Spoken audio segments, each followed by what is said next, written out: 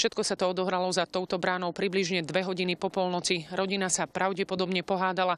Ako prvý mal zbraň vytiahnuť 71-ročný dôchodca a namieriť ju na priateľa svojej vnučky. 29-ročného Mareka Guľka údajne zasiahla do ramena. Zranený mladík ušiel, jeho zranenia podľa našich informácií nie sú vážne.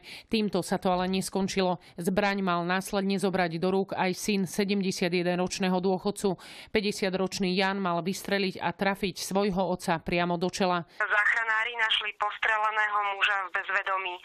Následkom streľby utrpel vážne vnútrolebečné poranenie a bol urgentne prevezený do Revúdskej nemocnice.